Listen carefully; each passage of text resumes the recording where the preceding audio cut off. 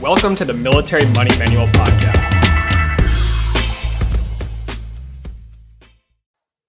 Welcome to another episode. We're excited this week to talk about the annual state of money and kind of wrap up the end of year and look forward to next year. I'm Jamie, and I'm here with the founder of the Military Money Manual, the author of the new book, Spencer. And today, like I said, we're just going to talk about kind of wrapping up the year, how to look over what's happened this year, and then look forward to next year and setting goals, things like that. Before we do, though, we want to thank all of the listeners of the podcast. We've had really great response to the podcast so far. Spencer, what's it been looking like? Like, what's the response like? And are people, are they listening, or are we just wasting our time here? Yeah, thanks, Jamie. It's actually, it's going really well. So we just crossed the 4,000 total downloads mark, which is a completely arbitrary number, but hey, that's a lot of people. Sounds cool. I don't know. Yeah. We've got, we drop the episodes every Monday. And if you look at just a little behind the scenes, I can look at the stats, and it looks like we've got about 100 subscribers right now, which is pretty good for a podcast that's just being produced by two guys who barely know how to podcast. So I'm pretty excited about the growth of the podcast. And I've been getting a lot of emails too. I think one thing that podcasting really adds to the conversation is just the human connection, right? Of your voice and my voice. And it also provides another means for people to get the message of financial independence, while they're driving to work, while they're working out. That's the beauty of audio, right? Is that you can be doing something else and listen to the podcast at the same time. So been very successful so far. Good. That's awesome. Very exciting to hear. Last week, we talked about the official release of the book, the Military Money Manual. Hard copy has been out, and I was one of the first ones to receive my ordered copy, and it looks sharp, and good response to that so far. And have you been seeing some orders on that as well? Good success? Yeah, the book has been a great success, I think, so far. So we're almost up to our 100th order, which I'm super stoked about. Maybe we'll have some kind of giveaway for the 100th person to order the book. You can get it at militarymoneymanual.com/book and use promo code podcast and get a special discount just for listeners of the podcast. So, but it's pretty awesome. I've got a team of little elves in Asheville, North Carolina, who are shipping the books out, media mail to everybody. And they've been including some bookmarks and stuff, which, you can throw into the hardcover book there. And I've got a copy here, which you obviously can't see because we're on audio, but I'll tap it against the mic. So there you go. But yeah, I mean, it just looks, Jamie's got a really good unboxing video on his Instagram. And I think I shared it to my Instagram as well. So that's another good place to find out information. I think we're doing a giveaway right now too, or at least my publisher is. When does that end? That's a great question. I don't know. My publisher handles everything. So but look at the Military Money Manual on Instagram for details on that giveaway. Manual. Yep, Military Money Manual on Instagram, and we're giving away 3 copies of the book. I think it ends at Thanksgiving, so make sure you check it out soon. Yeah, great. And if you got any reader questions, or if you want to share, tag me on anybody who gets the book. The audio book is nearly complete, and the digital copy, the ebook, are also nearly complete. It's funny that the digital versions would actually take longer than the hard copy version, but I guess that's publishing today. And those are coming out. They will be available by the end of November. So look for those coming very soon. Again, militarymoneymanual.com/book, exclusively available there right now, possibly available Barnes & Noble, Amazon in the future. But the best place to find it, and the lowest price you'll always find it, is militarymoneymanual.com/book. Use promo code podcast to get a special discount.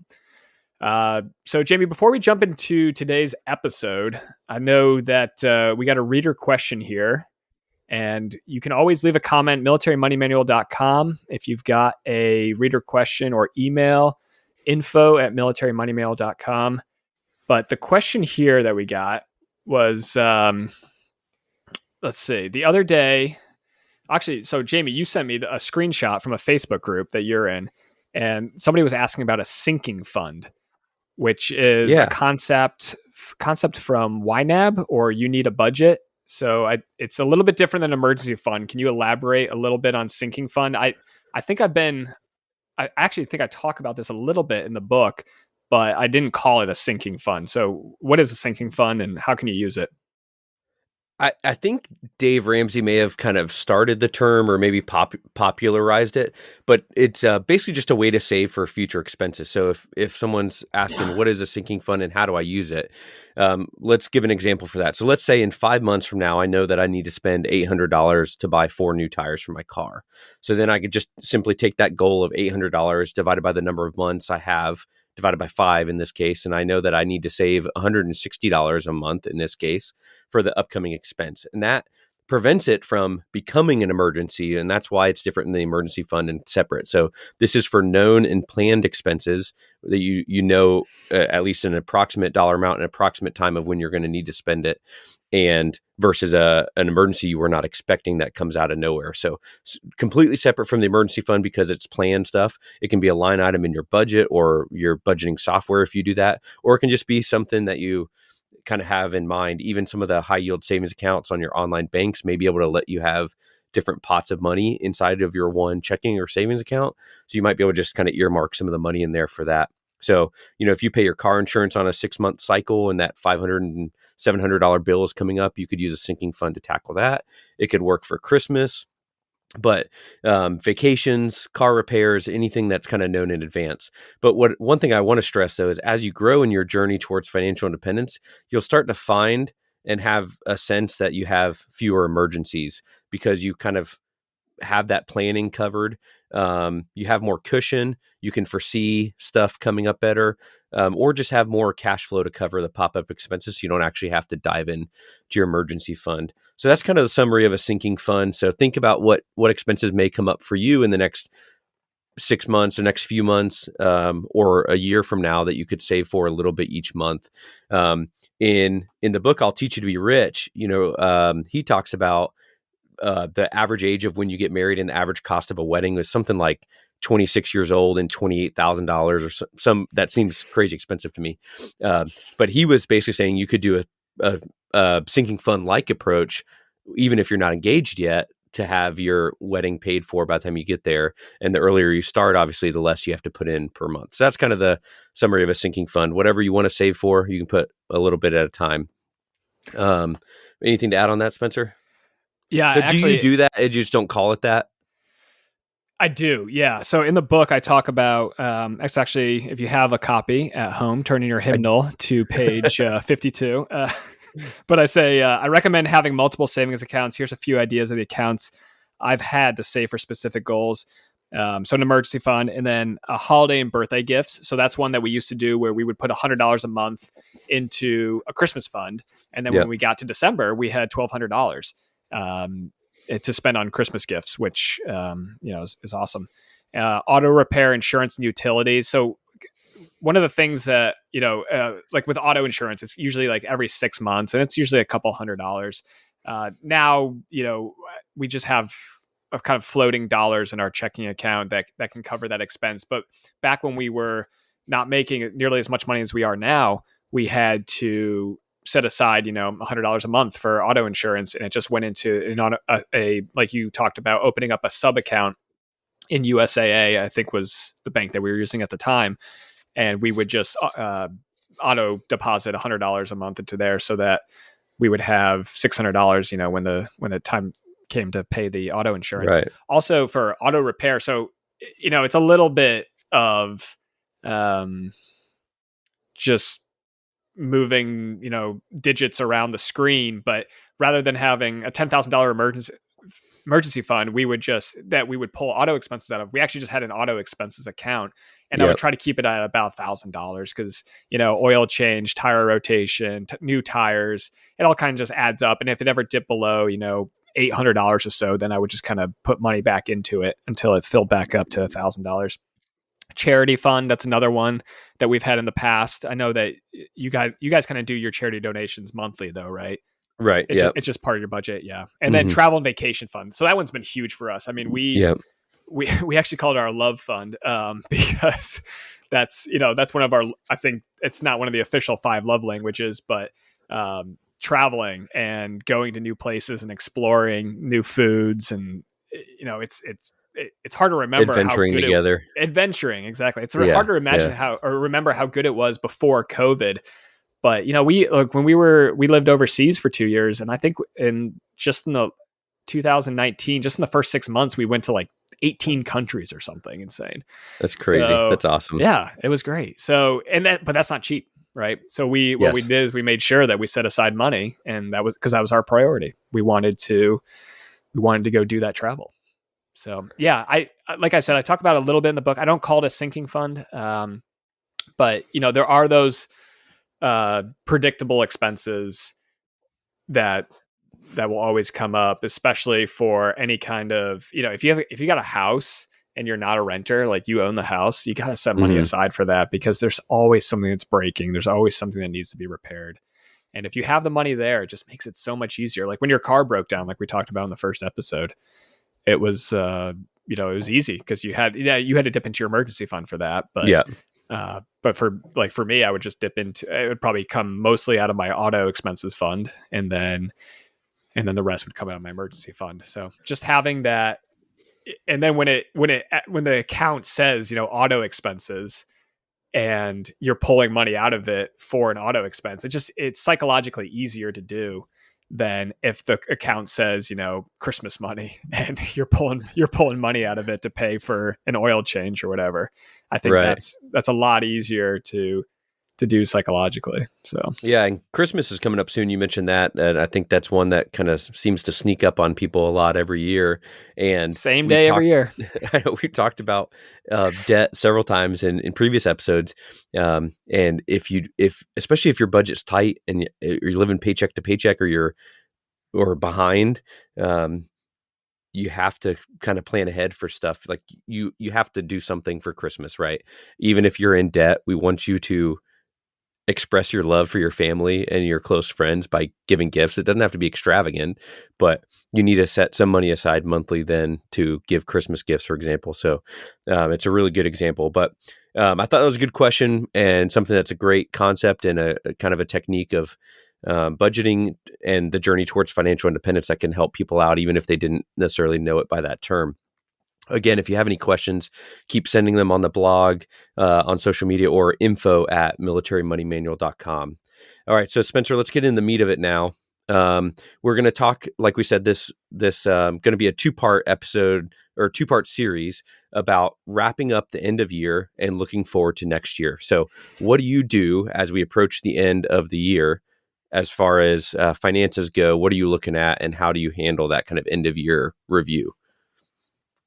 So I run my family budget, my family finances just on the calendar year. It's just easier for me. December 31st is when the tax year ends. January 1st is when the new tax year begins. It's just so much easier to run it that way. So what we do is, as we get towards the end of the year, is I generate a PowerPoint presentation for my wife every year in December. We call it the state of the money. It's kind of like the State of the Union address that the president has to give Congress every year. And because day to day, she's not involved in our investment decisions, I will run any changes by her. So for instance, recently I've been looking more at cryptocurrencies, which is not something I thought I would ever be saying, but maybe I've been listening to the right or the wrong podcast, and now I'm thinking about a little bit heavier about cryptocurrencies. And so some of the things that I review for her are our total income from all sources. So we make a little bit of money, obviously, off of selling the Military Money Manual book. We have my military paycheck. She has her paycheck. And, like when we got the checks from the government for the various, what do you call them? Stimulus or whatever. Stimulus payments. So there's just all this like kind of like, per diem. Per diem is a huge one. Yeah. I mean, I think last year I made over 5 figures in per diem. Nice. And so, just from a single trip, a lot of times, guys in our profession will make over $1,000. And if they're not spending all of it, or even if they are spending all of it, that's still income, right? So we'll go over the total spending for the year, the total income from all our different sources, and then the biggest things that I like to hit are, I just like to focus on our biggest spending categories. That I'm a big fan of the Pareto Principle. Focusing on the 80% solution. Focusing on the big three categories that take up 80% of our expenses. And typically for us, that's housing. So we live in Hawaii currently, and it's expensive to live here. It actually takes our entire BAH. Transportation is actually pretty cheap for us because we paid off our car years ago, and it's a very low gas mileage. And you only have one. Travel. Yeah, and we only have one car. And as a married couple, we're a one-car family, which we've been for our entire relationship. And then taxes actually take a big bite because my wife's pay obviously isn't tax advantage like a military paycheck is, and because of my duty location, I don't get tax freeze that often. And I'm getting more senior in my rank and years, so starting to make more taxable income. So, what we'll do is we'll just kind of hit the big categories and talk about, like, are we happy, right? Are we happy with what we're spending? By the time we leave Hawaii, we'll have spent over $150,000 on housing, just over $150,000 on rent, right? So it's like, well, should we have bought a house? Would we be, 10% into paying off of a house in 3 years? And what we've decided is no, not there. Not in Hawaii. It's crazy here. We have moved furniture in here that has been with us for years, and it's falling apart in less than 3 years because of the humidity, the salt, and just the heat. And the house that we currently live in doesn't have air conditioning, and most of the year it's fine, but guess what? It gets pretty hot in Hawaii, and when the trade winds are blowing, it can be pretty warm. So we just kind of address, and then for the little expenses, I don't know, maybe let's say $2,000, for us, it maybe be $2,000 a year on Amazon. We just kind of let that slide. Maybe we'll talk about it briefly, but if it's not going to make a material difference on our quality of life, or if it doesn't affect the bottom line, if it doesn't move the needle, that's a phrase that we like to use a lot, then we just kind of move on and we just focus on the things that are actually going to move the needle. Other things that we address in this presentation that I give my wife are our investing goals. So, what net worth we started the year with, what net worth we were trying to get to, what we actually got to. And so much of that is dependent on the stock market, right? Something that's completely out of our control. So a lot of times we'll talk about savings rate instead. And we set out to save 40% of our paycheck this year. And we did, we saved 40% of our income, or we saved 45%. We even beat, our savings goals. And I'll do a net worth update. So I'll say, hey, December last year, this time we were worth this, and December this year we're worth this. And I'll talk briefly about the investment returns, but I'm a 99% an index fund investor. So whatever the stock market did that year whatever the S&P 500 did that year, I'll be within 1% or 2% of that. So it's kind of it's pretty boring, other than just be like, well, this is crazy. We put this money in here and now it's grown 30%, and we didn't have to do anything. That's the magic of stock market investing.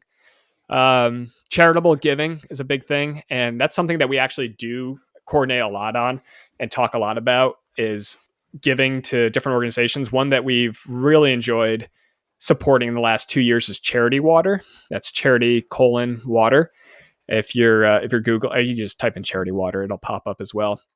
But they're a fantastic organization, extremely transparent. 100% of all their donations go to supporting their projects. So all their overhead is covered by what they call, I think it's called the Well, and it's a group of millionaires and billionaires that, essentially pay for all of their overhead. And then so every donation they get from the regular people goes straight to projects, and it doesn't cover any of it. So they're 100%. That's cool. To projects. Yeah. So we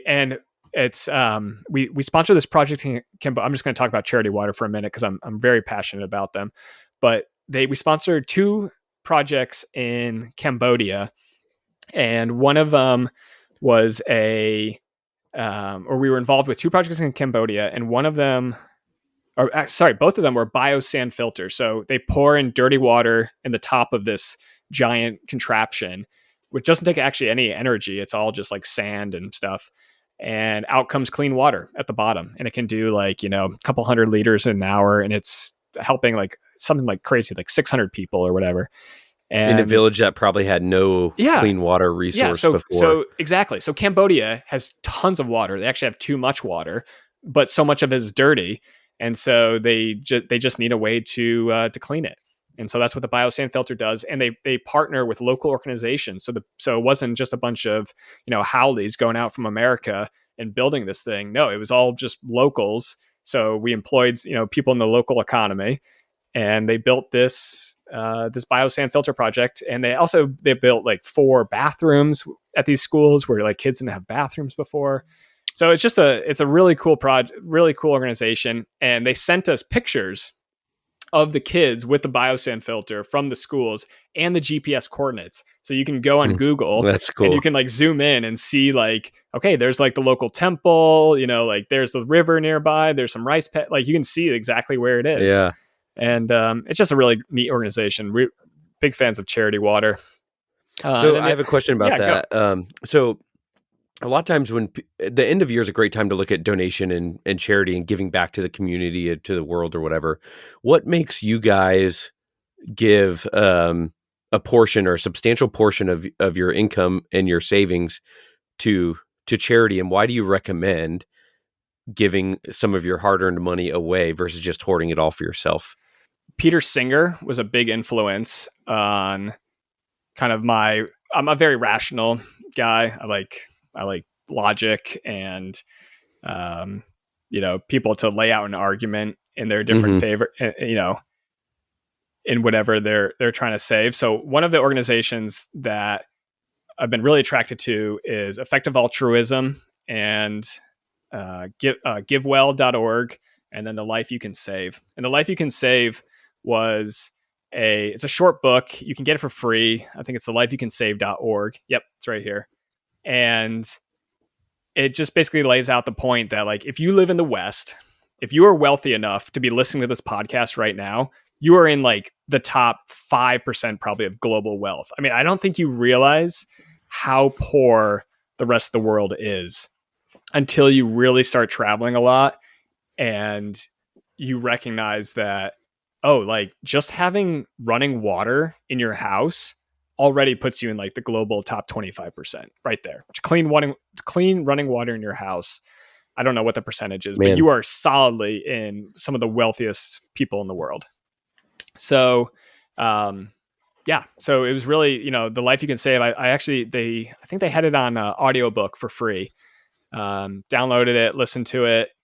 And it just basically lays out the argument of like, if you live in the West and you're wealthy enough to have internet access, then you're probably wealthy enough to help out the most poor people in the world. I mean, people live on less than $1.90 a day, and that's purchasing power parity adjusted. So think of what you could buy for $2 in Thailand, for instance, right? Like you could buy a dinner usually. But people live on less than that a day in many countries in the world. I mean, I think we just looked at Madagascar as one of the countries that we're looking at supporting next year for a charity water well. And the average annual income is like $400 a year or something insane. Yeah, that's cool. I think it's really nice to have something you're passionate about. Obviously, you guys are really enjoying the water thing. So whatever it is, the end of year is a perfect time to look at, how are we giving? Are we giving? Sometimes when politicians release their tax returns and they're like multimillionaires and you're like, you only gave 2%, or whatever, and not to get political at all, but like you're a millionaire and you're a public servant. Can you not give? And that's obviously not directed at anyone. That happens a lot with when it comes out with usually politicians, but any kind of celebrities that aren't donating a lot. So I think you can make a big impact even at our level or at the level of you as a listener. Don't underestimate the power of just giving back. And you talked a couple episodes ago about karma, like whatever you want to call it. It's just good to be a good citizen of the world and a good human and help other people out that need it. Yeah, absolutely. I mean, paying it forward, and like so much of whatever success that you have in life is luck. I mean, the more successful I feel like I become, the more I just have to attribute it to luck and timing. Like I was born in America. I was born in New England. I went to I didn't choose my parents. I wouldn't call you lucky for being born in New England. But I mean, just the fact that like you out there right now listening to this podcast are in the US military. I mean, you have so many advantages over 90 whatever percentage, but pick your percent. At least 80% of the world would probably kill to be in your position right now. And so if you're not capitalizing on that, and if you're not like reaching down and pulling everybody else up to with you, then I think you're doing it wrong. I think you're actually committing a moral wrong if you're not helping the less fortunate. And we should start a separate podcast on charitable giving, and what are we called to do as humans to support each other from every perspective, religious, non-religious, moral and ethical. But I think charity, the end of the year is a perfect time to count your blessings and to share those blessings with others around you. Part of the end of year review can also be non-monetary to get us back on track a little bit, even though we're pretty far into this episode and haven't made much progress. But what are some of the non-monetary things you guys talk about at your end of year State of the Union address? So we really want to focus on, I mean, the monetary goals are so automated for us. It's almost not even worth talking about, right? Because we're going to save 40% of our paycheck or whatever it is for that year. And our investments are going to return what they return. And there's nothing that we can really do to change that. Like I cannot affect the S&P 500 in any way, shape or form. It's going to go up or it's going to go down, and I'm completely powerless. So we really focus on what's in our locus of control. And for us, it's what do we want to do? What like actions we want to take in the year? Like who do we want to visit? Who do we want to see? Who do we want to spend time with? So a lot of times we talk about places we want to visit. And what we'll do is we'll take the entire year and we'll break it down into every month, January through December, and week 1, 2, 3, and 4 in a spreadsheet. And just in each kind of like very general, but in each little block, we'll say, hey, every year my family goes to Florida for a big family reunion with the cousins, the grandparents, and that's usually the last week in June. So every year we can just kind of prog out last week in June, we're going to be in Florida and we're going to see the family for family reunion. And we just type that in there. And then we can, and that kind of lets us know, okay, a week before and after that, we don't really want to travel. That's going to be our travel is going to Florida. So, or do we want to take an additional trip onto that trip? So we talk about, places we want to travel to. Sometimes we talk about, where we want to take our companies. I've got the militarymoneymanual.com. She's got her own company that she's working on. And then other things, athletic events are very important to us. So for me, last year during COVID in 2020, at the end of the year, I ran a half marathon. And then early this year in 2021, I did a half Ironman. And so probably the next step for me is a full Ironman. And that might be something that we talk about doing in 2022.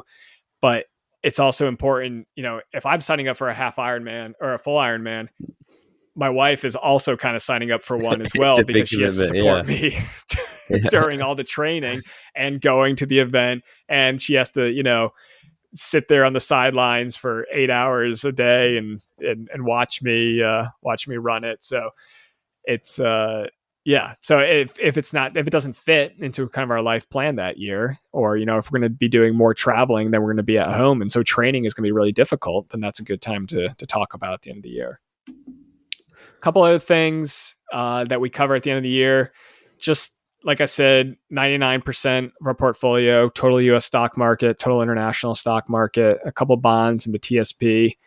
And it does what it does. It's kind of cool to be like, hey, we started the year at 100,000 and now it's 120,000 and we didn't put any, we put what we could into it, but it just grew 20%. It's pretty awesome. I currently haven't done my 2021 numbers yet, but in 2020, even with the giant 30% dip that we saw in March during the kind of the early stages of the COVID-19 pandemic, we still saw 18% returns in Vanguard, 17% in our TSP funds.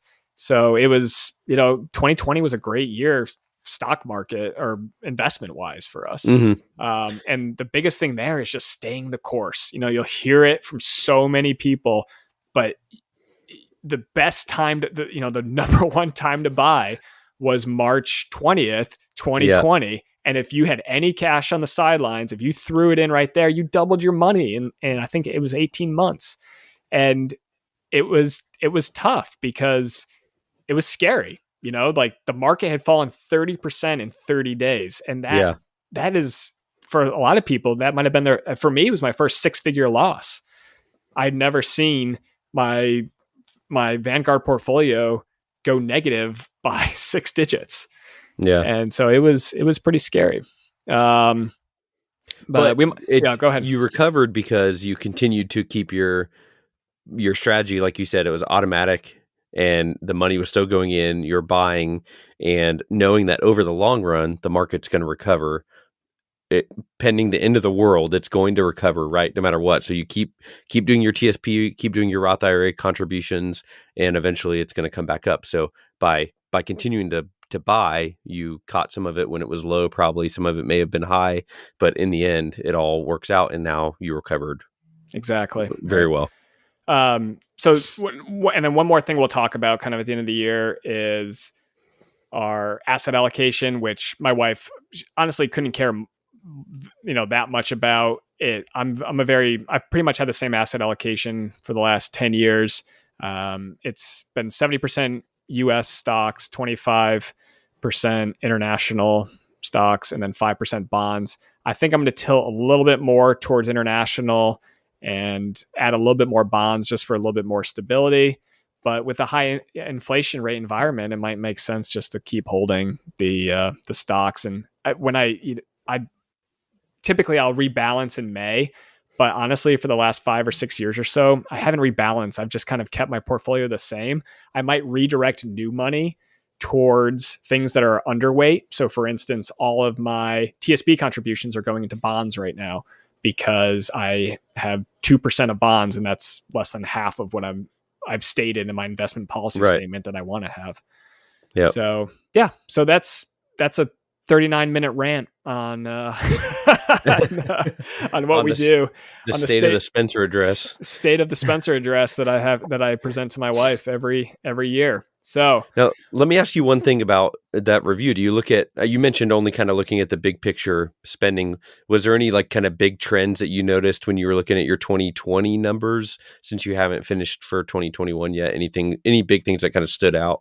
I think one of the biggest things that we realized at a certain point was that, and this will not happen to you early in your career, and we're only in this position now because I was very disciplined and very strict earlier in my career. But as your career progresses, if you keep the good money habits and you automate your investments and you stick to a budget, you'll build those habits such that you can loosen the belt a little bit as your income increases. And so what we found was when we went from, I think it was the last time we really kept a strict budget, it was maybe 2017 or 2018. And in 2019, we just completely let go and we kept track of where the money was going, but we didn't say like, oh, we spent $200 on clothes this month, so we can't buy clothes anymore. We just split the money basically into, was it a Spencer expense?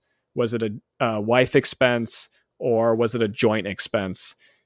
And that's kind of how we kept the money separated. And what we realized was our spending only, I think, increased by like 5%. And our, the number of hours we spent kind The of like time commitment. the time commitment we say, I mean, we called it our budget meeting, but now it's once a month and it takes about an hour, and it's just going through the credit card. And the hardest part is dividing up the Amazon purchases, because the way that Hey, Amazon it's so charges, bad. it's so so bad. bad. It's so bad. They charge the card, and they Based on but the box, based on the not the box, order. exactly. Yeah. So the receipt doesn't match the credit card, and it's so frustrating to figure out. So that's another thing we've done too, is if it's under $100 now on Amazon, you just get away with it unless you claim it. So that's which benefits me probably more than her. But Yeah. so I know you oh guys yeah, go ahead. in Hawaii, I know housing is a big expense. So one of the great things about having the discipline early on and having the good habit patterns is you can then one day willingly and intentionally choose, I'm going to go above what I would normally do on housing, for example, like you guys have done for your couple years there, of like you're way above where the normal person would recommend spending on housing, right? But you did it intentionally, and you have the padding. You're still doing all the basics. You're still maxing TSP, maxing out your IRAs, and so you have the ability to kind of splurge a little bit, if you will, on your housing budget while you live in Hawaii.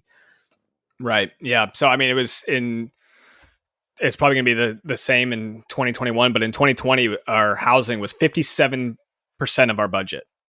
So, Cool. which That is seems crazy to say out It seems loud. crazy. It does, Yeah. because, and a lot of times, I don't know what is like the 25% or 30%. 25%. Yeah. It's kind of the numbers you'll see on CNBC or whatever that, those websites are. But, whatever, like we've kind of, we've completely loosened the purse strings for groceries, and our grocery expenditures have gone up by 10%.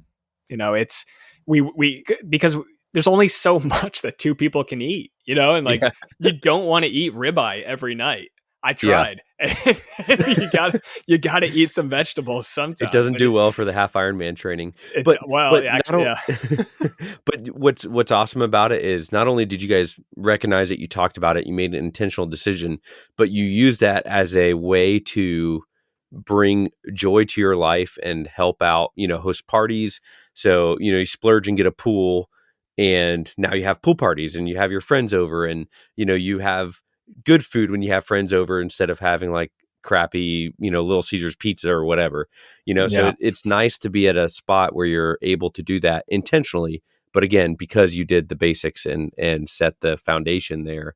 So if you're just starting out on your journey, or you're, big time in debt, you probably want to look at not spending 57% of your budget on housing, but one day with the right, next couple steps for you and the right momentum, you can make those choices if you want to, and loosen the reins a little bit.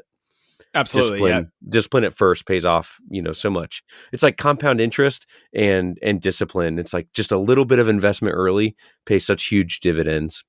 And just a little bit of discipline early pays such huge dividends over your entire life. I mean, that's actually one thing I talk about in the book, is compounding interest in all things. Like, it's those little daily investments of time, energy, or money over long periods of time, whether it's in relationships, whether it's investing, whether it's health, fitness, Yeah. eating, discipline, budgeting, time management. Like, you don't have to become Stephen Covey, 7 highly effective habit, or 7 habits of highly effective people overnight. Like, just pick one habit and do that very well, and you'll put yourself ahead of, again, focus on what moves the needle, focus on the Pareto Principle, 80-20 rule. You'll be ahead of 80% of the population if you can just get one of those habits right.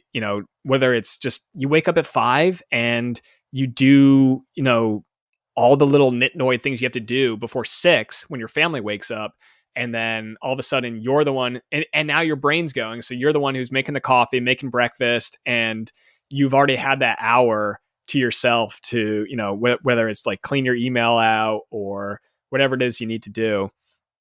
You've built that habit, and now you get to reap the rewards. So, yeah. All right. So I think that's enough time for me. We'll cover you, Jamie, in the episode next week. And so next week we're going to talk about Jamie and how he does his end of the year review and how he sets goals for the next year. So stay tuned for that. Hey guys, it's Spencer again. Before I let you go, I want to let you know about my new book. It's called The Military Money Manual, A Practical Guide to Financial Freedom, and it's available right now at militarymoneymanual.com/book. This is the book I wish someone had handed me on my first day in the military. In this book, I cover the exact money tactics, investing strategies I use on my path to financial independence before age 40.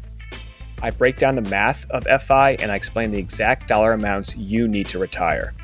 The book is full of easy-to-apply financial advice specifically for military service members and their families. I cover tax-free deployments, the thrift savings plan, and many more topics only military personnel can relate to.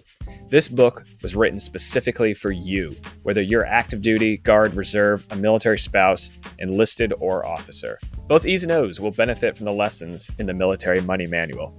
If you're in the Army, Navy, or Air Force ROTC, or if you're a cadet or midshipman at West Point, Naval Academy, and the Air Force Academy, this is the perfect book to start your military career with. Again, the book is available right now at militarymoneymanual.com/book, an audiobook, ebook, and my personal favorite, the hardcover book. The hardcover book was printed right here at home in the United States of America, and it will look great on your bookshelf. So check it out. Let me know what you think. And remember, podcast listeners can use promo code PODCAST to get a special discount. It's called The Military Money Manual, A Practical Guide to Financial Freedom, and it's available right now at militarymoneymanual.com/book. Thanks for listening.